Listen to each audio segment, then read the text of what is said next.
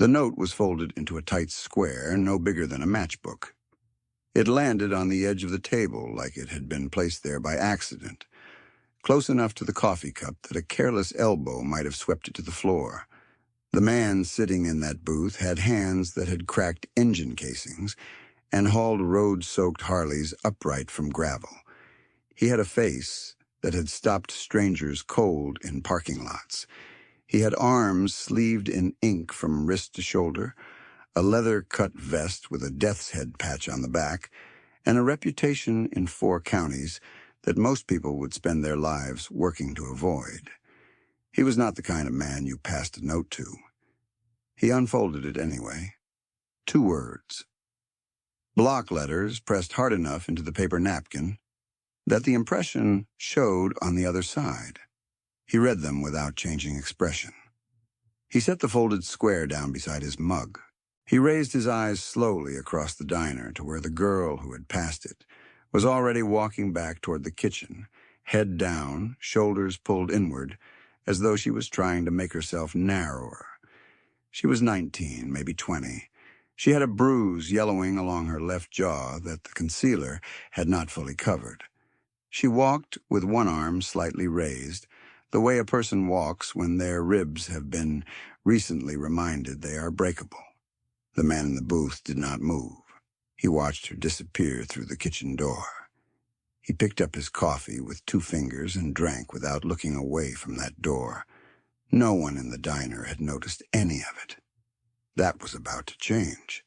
His name was Darnell Pruitt, and the patch on his chest identified him as road captain of the Iron Palisades Motorcycle Club, a chapter of 41 members currently headquartered in a converted machine shop on the south side of Harwick, a mid-sized city in the flatlands of Central California. Darnell was 48 years old, 6'2", 230 pounds of deliberate stillness. He had a gray beard trimmed close along the jaw, a shaved head, and a scar running from his left earlobe to the base of his neck that he had stopped explaining 20 years ago. He wore a black thermal under the cut vest, heavy denim, and engineer boots with the left strap worn smooth from the kickstand. He had been coming to the Crossroads Diner on Route 9 every Sunday morning for 11 years because the cook there made biscuits with a lard ratio that had disappeared from most places when the world decided it cared about such things. He came alone. He sat in the same booth. He read nothing and talked to no one and was generally left in peace, which was all he had ever asked of the place. Today was the first Sunday in 4 years that he ordered a second cup of coffee. Her name was Noelle. He learned that later. The afternoon everything broke open. After the weeks between this Sunday and that one had accumulated their full weight, a member of the club would say that the whole chain of events started with a napkin. That was true in the way that saying a flood started with a single cloud was true. Something had been building toward that moment for far longer than the writing of 2 words.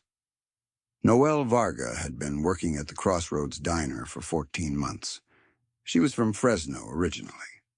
Had come to Harwick at 18 with a boyfriend named Marcus, who had presented himself as the answer to a question she had not known how to stop asking since her mother had died when Noelle was 16. Her mother had worked the early shift at a packaging plant for 17 years and had kept a small cactus garden on the kitchen windowsill and had died of a stroke on a Wednesday afternoon in November, while Noelle was in her second period English class 3 miles away. That was the year the question started. What holds? Who stays?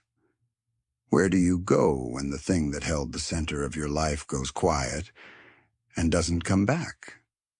Marcus had looked at 18 like a person with answers. He drove a good truck and knew people and laughed easily and made Noelle feel, in the first months, like she had weight in the world. She had moved to Harwick with him when he said there was work there, and she believed him because she had needed to believe something. The work materialized barely, and the truck got replaced with a slightly worse one, and the easy laughing became occasional, and the occasional became rare, and the particular quiet that settled into the apartment on Linwood was a different kind of quiet from the one her mother's cactus garden had held. That had been a warm quiet. This was a pressurized one. She had no siblings. She had a father she had not spoken to in 3 years. She had $240 in a checking account. She was not entirely sure Marcus did not have the login for. She had a bruise she was touching with 2 fingers in the employee restroom at that moment, pressing at the edge of it, the way you press a tooth with your tongue when it has been knocked loose, testing whether it was still there, whether it still hurt, whether the night before had been real. It had been real, the 3rd time in 11 days. She pressed her forehead against the cold tile above the mirror and breathed. The tile smelled like industrial cleaner, and beneath that, faintly, like old coffee. The restroom had a single bulb above the mirror that had been on the verge of burning out for 2 weeks, and made a sound, a barely audible, current hum, that Noelle had started to notice because it was the same register as the sound Marcus made when he was deciding something. She breathed and tried to separate the sounds out. The hum was just electricity. The room was just a room. She had 40 minutes before her shift ended, and Marcus would be in the parking lot, engine running, music low, the particular quality of silence he brought with him that was louder than noise. She had tried to leave twice. The first time he had found her at her co-worker Patrice's apartment before dawn, and stood in the parking lot for 4 hours until Noelle came down. Patrice had watched from the window and had held Noelle's arm and said she could call the police, and Noelle had said no, understanding something Patrice did not yet understand, which was that a police report would exist in a record that Marcus's uncle could access, and accessing it would tell Marcus that she had told someone, and telling someone was the thing Marcus had made clear was not permitted. The second time she had called a number from a flyer at the laundromat, and had spoken to a woman with a careful voice who had explained that there was a shelter bed available in Visalia, and that she could arrange transport. Marcus had found that phone number in Noelle's jacket pocket the same afternoon. She had not called the number again.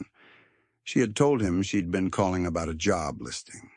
She held that story under his attention for 3 long minutes, while the apartment felt like a room with all the air removed. And then he had moved away from her, and she had gone into the kitchen and stood at the sink, and turned on the tap and listened to the water run. She did not know why she had written the note. She had torn the corner off a spare napkin from her apron pocket while she was refilling tables, moving through the diner on automatic, and she had written the 2 words before she had consciously decided to write anything. She had looked up, and the big man in the corner booth was the first thing her eyes had found, the way eyes find the largest solid object in a room when the rest of the room feels thin and temporary. She had walked past him, placed the coffee carafe, and left the napkin on the edge of his table without looking at him. She had not thought about what would happen next. She had not thought it would be anything. Darnell Pruitt read the note a second time when she was back in the kitchen. He pressed the folded square flat under his thumb. He signaled the other waitress, a woman named Terry who had worked the Crossroads since before Noelle was born, and when Terry came over with the coffee pot, he did not let her refill his cup before he asked, quietly and without preamble, who the young woman with the dark hair was. Terry held the carafe and looked at him for a moment. She set the carafe down on his table and wiped her hands on her apron. She was 61 and had seen enough of the world that she had largely stopped pretending. "Her name's Noelle," Terry said, keeping her voice down. "She's a good girl. She's in a situation. How long?" Terry looked at the window above the booth. Someone had scratched a bird into the lower corner of the glass years ago, and it was still there, a rough sparrow in relief against the parking lot. "Since she got here," Terry said. 14 months. She got family anywhere? None that I know of." Darnell put 3 bills on the table and stood up. He buttoned one button on the cut vest, the habit of a man who moved in and out of weather. He picked up the folded napkin and put it in his vest pocket. "Tell her she doesn't have to take anything she doesn't want to take when she leaves today," he said. "Tell her I said that." Terry looked at him. Something in her face eased by 1 degree. "I will tell her," she said. He walked out of the Crossroads diner into the flat, white morning, climbed onto his Road King, and rode south toward the machine shop on Clement Street. He had a phone call to make before he got there. The Iron Palisades had existed in Harwick for 22 years. The chapter president was a man named Vic Hollowell, known to everyone inside and outside the club as Hook, a name derived from an incident in his late 20s that had resulted in a replacement prosthetic on his left index finger that he wore constantly. A flesh-toned thing he had long since stopped noticing. Vic was 55, barrel-chested, with a face like weathered sandstone and dark eyes that held calculations you were never given the results of. He wore his silver-streaked hair pulled back. His cut vest was older than several of the junior members. He ran the chapter with a precision that a corporate board might have admired if they had possessed the imagination to look past the ink and iron. Darnell reached him on the second ring. He explained what had happened in 11 sentences. Vic asked 2 questions, one about the bruise, one about the boyfriend. Darnell answered both. There was a pause of approximately 4 seconds. "Bring her in," Vic said. "We'll figure out the rest." The rest was not a small thing to figure out. Marcus Delaney was 26 years old, and if the bruises on Noel's jaw had been the whole of the problem, the solution would have been straightforward and swift. Marcus, however, had an uncle named Gerald Delaney, who was a city councilman in Harwick, a 3-term incumbent who had won his last election by running on a public safety platform, and who sat on the board that oversaw licensing for businesses in the county, including the business license held by the machine shop on Clement Street. Darnell had not known this before he rode back to the shop. A prospect named Tomas had looked it up in the time between Darnell's phone call and his return, and when Darnell walked through the side door, Tomas was standing at a folding table with a laptop open and the information ready in a way that said he already understood what the problem was going to be. "Delaney Consulting has a contract with 3 of the 6 council members," Tomas said. "The uncle runs it. The nephew is on the payroll." Darnell looked at the screen. The family tree was tidy and well-connected. Gerald Delaney had been on the council long enough that his fingerprints were on zoning decisions going back 8 years, including the variance that had allowed the machine shop to operate at its current square footage. The envelope of the problem had just gotten considerably larger. Tomas was 23, with a build like a fence post, and eyes that moved faster than his expressions did. He had been a prospect for 8 months and was regarded by every full member of the club as someone who would eventually be indispensable, a judgment based on the fact that he had a computer science degree he never mentioned and a capacity for digital research that had been useful on 3 prior occasions. He had grown up in Harwick. He knew the council landscape the way he knew the city's street grid, which was to say he could navigate it in the dark. "What else is on Marcus?" Darnell said. Thomas pulled up a second window. 1 prior misdemeanor, dropped. No convictions. Works for his uncle part-time officially. And I'd bet the rest is cash work. He's got a unit registered in his name at the Linwood Apartments. That's probably where she lives with him. He drives a black Silverado 2021, and he parks it in the same lot every night." Thomas paused. "He went to Harwick High with a guy named Felix Okafor, who works at the city assessor's office. Darnell looked at Thomas. The uncle's property filings, Tomas said.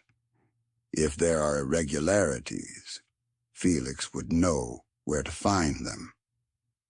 Darnell was quiet for a moment. He walked to the far wall where a row of pegs held helmets and a calendar showing a landscape that was not California. He stood there with his back to the room. "We're not touching the uncle yet," he said. "Not until she's safe." That problem was addressed the following Sunday. On Wednesday morning, halfway through her shift, Terry pulled her aside during the gap between the breakfast rush and the 11 o'clock coffee crowd. They stood in the back hallway beside the coat hooks and the folded cardboard box that had been there since before Noel arrived, and probably before that. Terry transferred a stack of clean side plates to Noel's arms without ceremony, and then looked at her the way Terry looked at things she had decided needed looking at directly. "Sunday morning," Terry said. "The man in the corner booth. Darnell Pruitt." She said the name fully, for weight. "He asked about you before he left. Quiet, just the two of us. He wanted to know your name and how long you'd been here, and whether you had family nearby." Noel held the side plates. "He said something before he walked out," Terry continued. "He said to tell you that you don't have to take anything you don't want to take when you leave today, that you can go without carrying anything back." The back hallway was narrow and smelled like industrial cleaner, and the faint char from the grill venting through the wall. A single strip of fluorescent light ran the length of the ceiling. Noel had stood here on breaks before, eating standing up, scrolling nothing on her phone because there was nothing she wanted to look at, just filling the space between rushes. "He took the note with him," Terry said. "He read it, and he took it." Noel looked at the side plates in her arms. The stack was warm from the dishwasher. "Who is he?" Noel said. "Iron Palisades. Road captain. Comes every Sunday, never misses. Never asked me a personal question in 11 years before this one." Terry smoothed the front of her apron, the gesture of someone preparing to return to work, but not quite ready. "He's a man who means what he says, though that's not nothing." Noel said nothing. "That's actually a great deal," Terry said, and walked back to the floor. Noel carried the side plates to the service station and set them in their rack and went to refill tables. She refilled tables and cleared plates and smiled at the couple in the corner booth, who always ordered the same thing and tipped exactly 18%, and she kept the door in her mind cracked open, just barely, not wide enough to let cold air through. The week between was one of the longer weeks Noel Varga had lived through, which was saying something. Marcus had been watchful in a way that was different from his usual surveillance, quieter and more concentrated, and she did not know why. She had not told him about the note.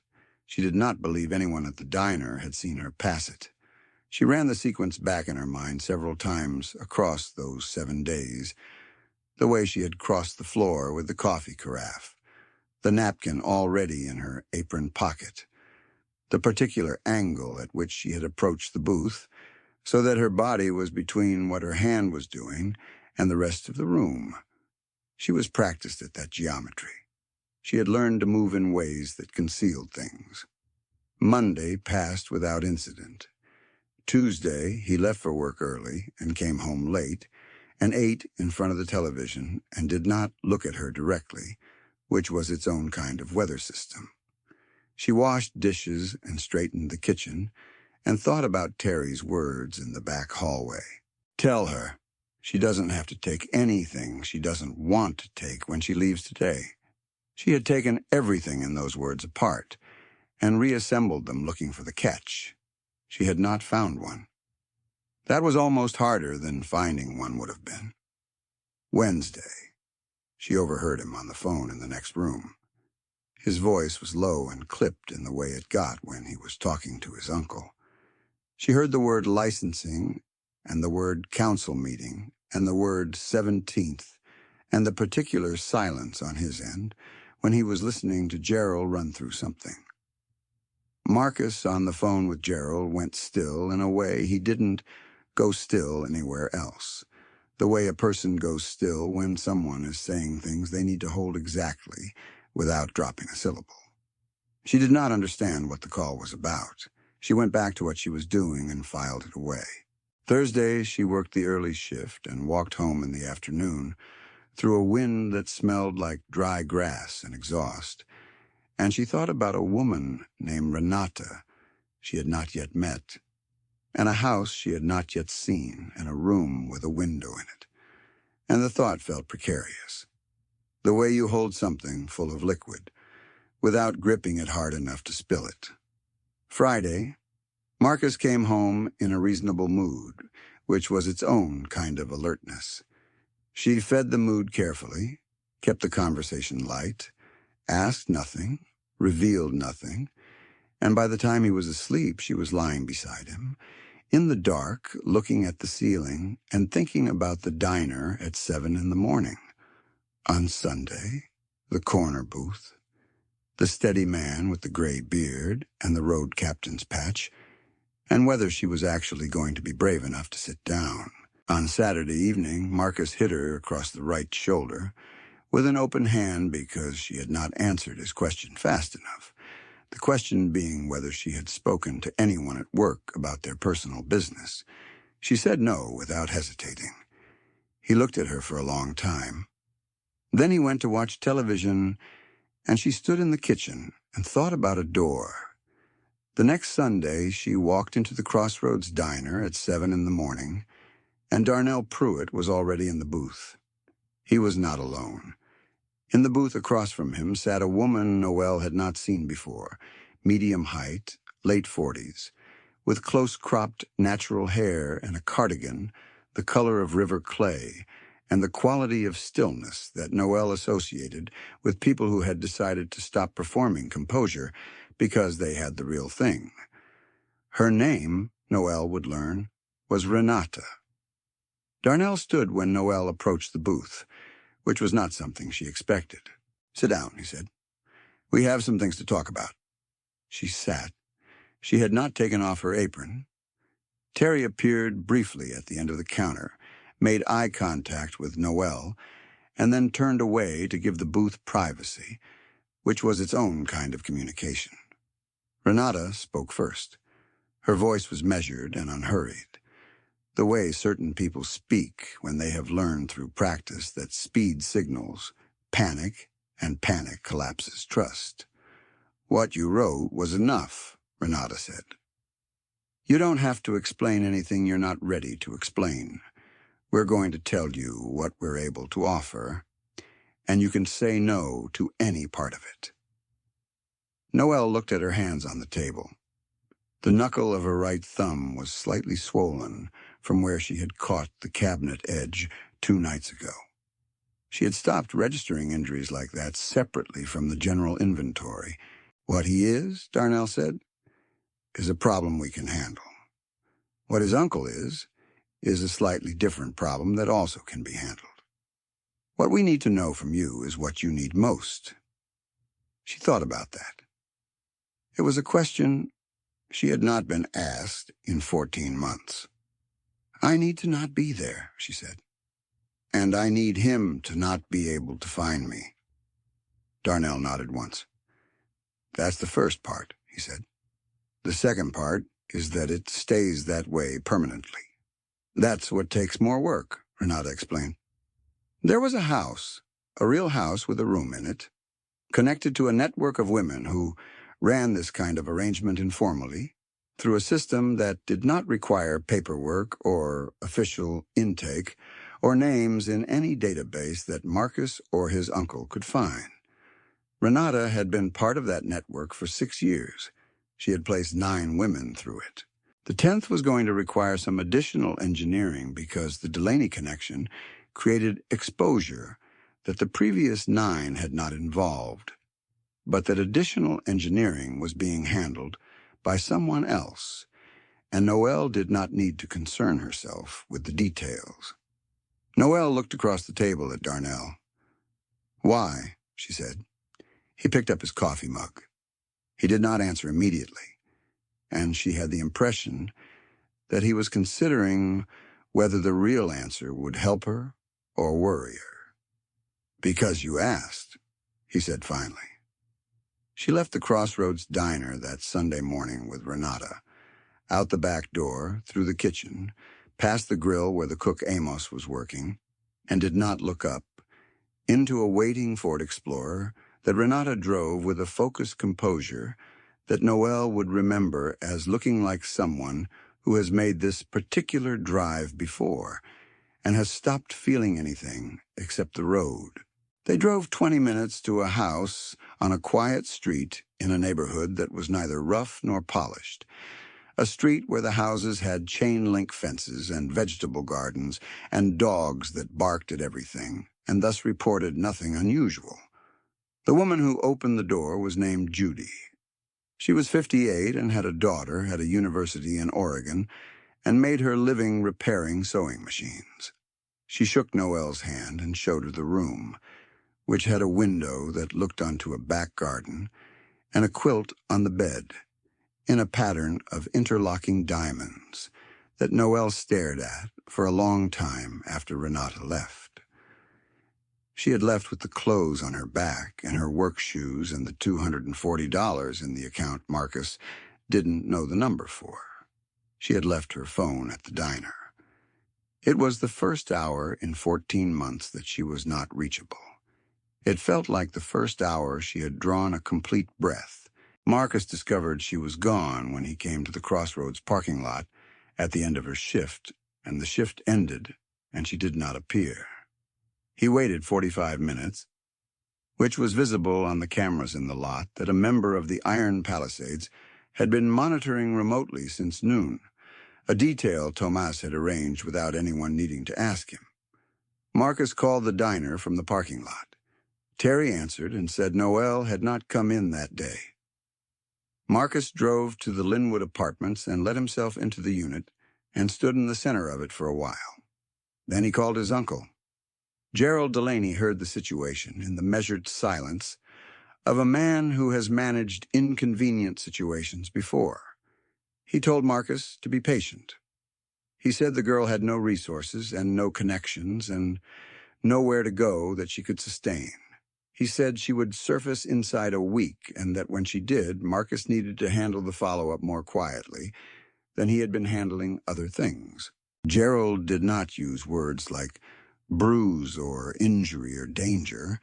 He used the word situation 4 times and the word careful twice, and then he ended the call. He did not know that Thomas had been in Gerald Delaney's digital life for 6 days by that point. The entry point had been the assessor's office, just as Thomas had predicted. Felix Okafor had not been a willing informant. He had been an accidental one. He had emailed Gerald Delaney's personal account from his work computer on 3 separate occasions in the previous 2 years with attachments that, in context, described a pattern of property filings that had been selectively delayed, redirected, or lost in ways that benefited 2 development parcels in which Gerald held a quiet financial interest. Felix had written the emails as cover for himself, framing the pattern as a discrepancy he was flagging for review. Gerald had not reviewed them in any official capacity. He had replied to each one with a single line that meant, in essence, noted, continue as before. The emails still existed on Gerald's personal server, which was secured by a password he had set in 2019 and not changed. Tomas had the server by Wednesday. He had not told Darnell how he got it. Darnell had not asked. The code of the club, as it pertained to information that arrived in useful shapes, was to know what it meant without requiring a full accounting of its origins. On the following Thursday, 10 days after Noelle had walked out the back of the Crossroads Diner, Gerald Delaney received an email at his city council address. The sender was an address he did not recognize, The email contained 3 attachments. The first was a summary of the property filing irregularities in a format that would be legible to anyone on the Ethics Committee.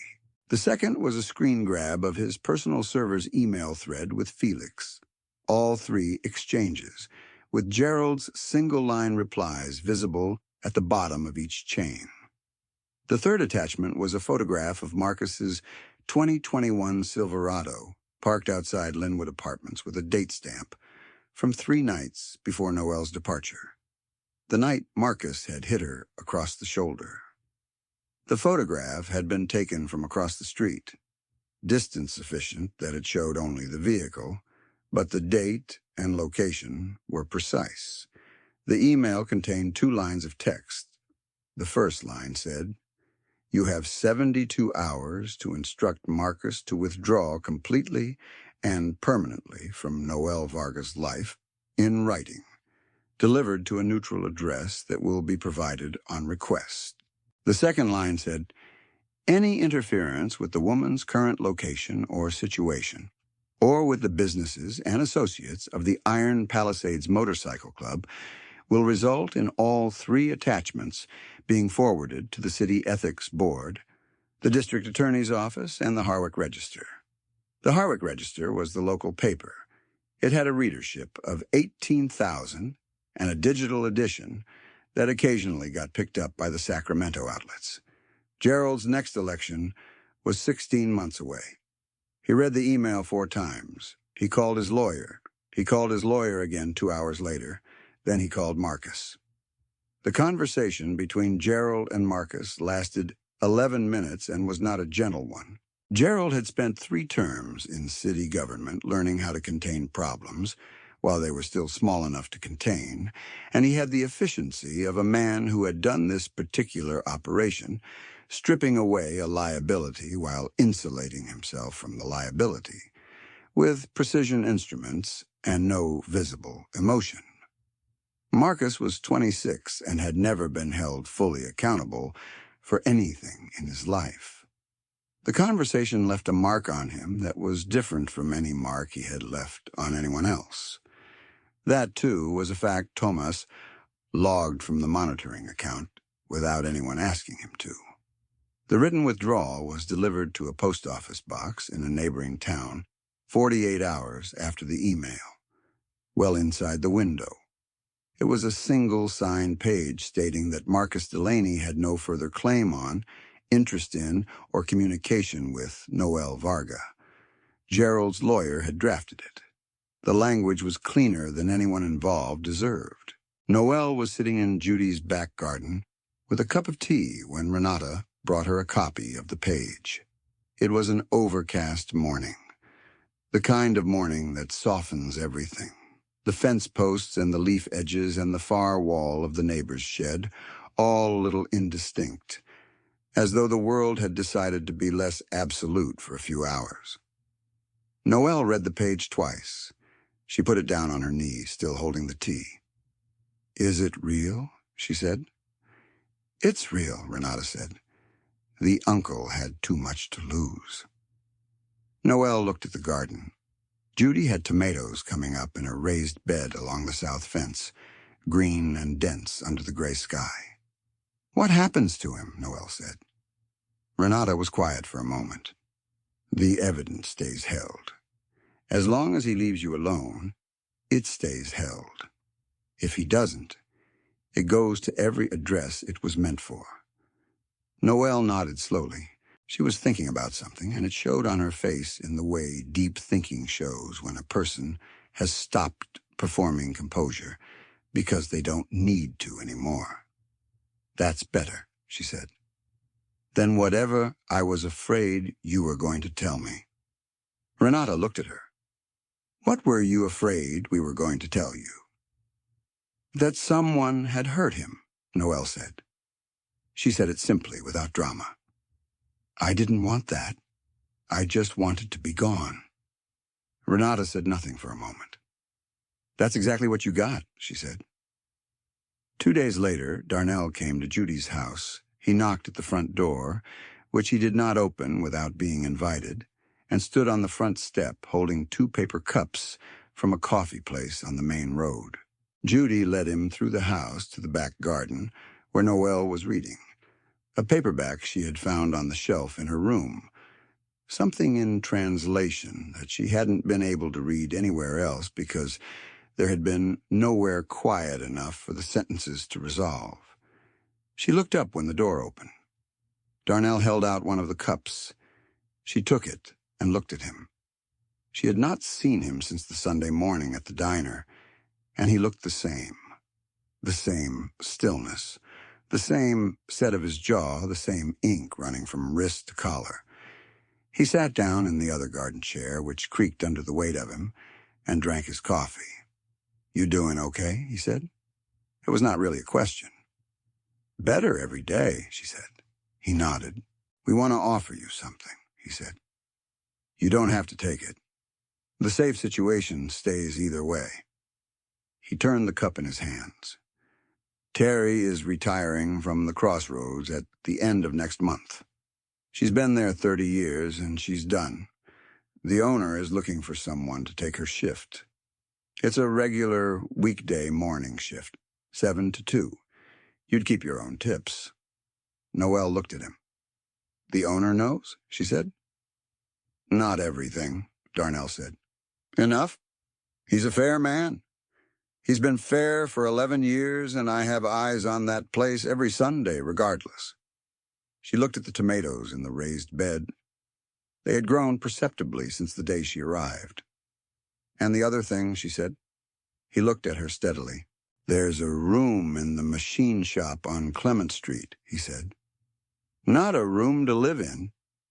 A room with a door with your name on it, figuratively speaking, means that if something comes at you that you can't handle, you know where to go and who to call, and there will be answer on the second ring.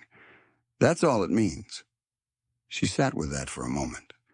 The gray sky had begun to lighten slightly in the west, the overcast thinning at the edges.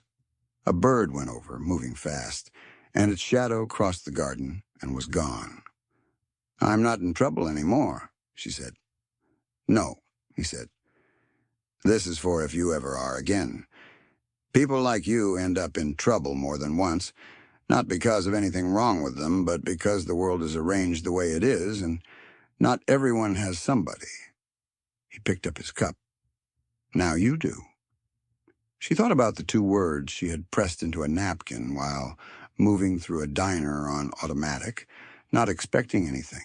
She thought about the particular architecture of a moment in which a single impulsive act, performed without hope, lands on exactly the right surface. "Okay," she said. He nodded, stood, and finished his coffee in one long drink. He set the cup on the arm of the chair and buttoned one button on his cut vest, the habit she would come to recognize over the months ahead as his way of signaling movement.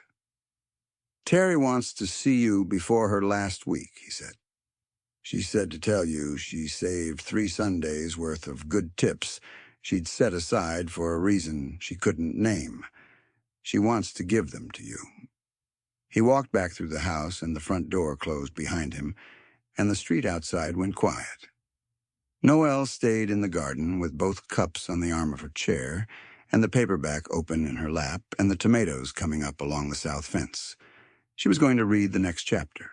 She had been looking forward to reading the next chapter since yesterday, and had been told enough times in enough ways that the things you look forward to are not safe, that the habit of deferral had taken root in her. She was going to unroot it today. She turned to her page. The overcast in the west had thinned to translucence, the light behind it pressing gold against the gray, not breaking through yet, taking its time. She read. 3 Sundays after that, she was back at the Crossroads Diner in Terry's old shift, 7 to 2, weekday mornings. She knew which tables rocked on their legs and how to compensate. She knew that Amos, the cook, liked his side work done before 9, and that if you did it before 9, he would have your orders up faster than the laminated menu promised, She knew the particular frequency of the bell above the door and the way the morning light came through the east-facing windows in September at a low angle and lit up the dust in the air and made the whole place look ancient and warm. On a Tuesday in early October, she was refilling the row of sugar dispensers when the bell above the door rang. She looked up. Darnell came through the door in his cut vest and his engineer boots, alone, same as always, and sat down in the corner booth, same as always. He picked up the menu he had never needed to read in 11 years and held it open. She brought the coffee pot over. She poured his cup without being asked. He looked up at her from across the rim with the same dark eyes that had read a folded napkin in that same booth 2 months prior, without changing expression, without signaling alarm, without making a single movement that anyone in the diner would have noted or remembered. "Morning," he said. "Morning," she said. She moved on to the next table. The bell above the door rang again, a regular in a work jacket, and she picked up a menu without looking and crossed the floor to the booth by the window. The coffee was hot. The morning light was doing its low-angle thing through the east-facing glass. She set the menu down and asked the man in the work jacket what he wanted to drink, and he said coffee, and she went to get it, and the diner was warm, and she was in it, and outside on Route 9 the sound of a motorcycle heading south faded into the distance and was gone. If this story reached something in you, share it with someone who needs to be reminded that asking for help is the first kind of courage, and that sometimes the right person is sitting right there. Thank you for being here.